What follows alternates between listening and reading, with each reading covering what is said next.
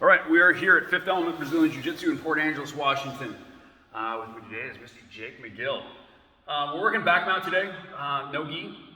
Back mount, in the game of Jiu-Jitsu, back mount is considered an ultimate position. It is considered to be one of those positions that we are always trying to include in our end game.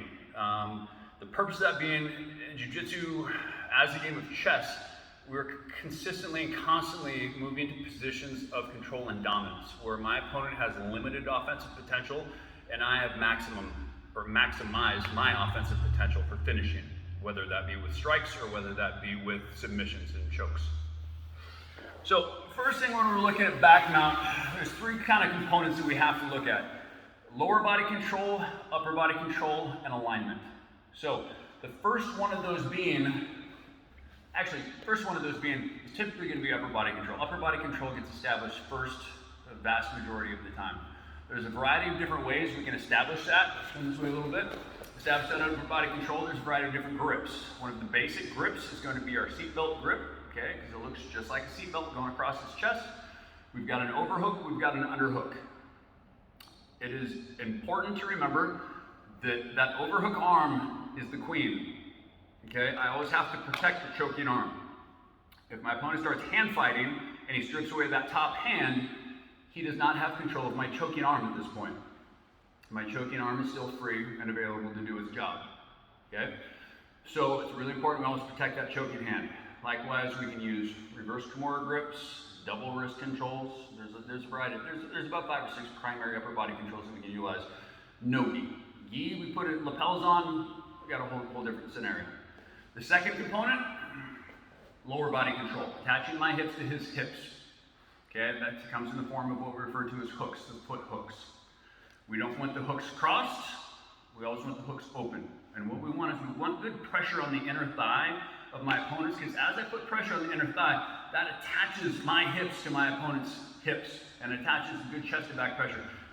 In no gi, that chest to back pressure is absolutely necessary. We don't have the friction of the gi. I don't have the lapels to keep myself attached. So my hooks and my upper body control have got to seal myself to my opponent. The third component, number 1 being upper body control, number 2 being lower body control in the form of hooks. Number 3 is our alignment. Okay, if we look at basic crosshairs, the first horizontal crosshair is going to be on my opponent's hip line and my hip line. The vertical crosshair is going to be the center line of our body. So my job is to keep my crosshairs in line with my opponent's crosshairs at all times. Once those crosshairs come out of alignment, that is when we have to start rectifying our position, or we need to start preparing ourselves to transition to the next situation and the next scenario, the next position. So, basic positioning here.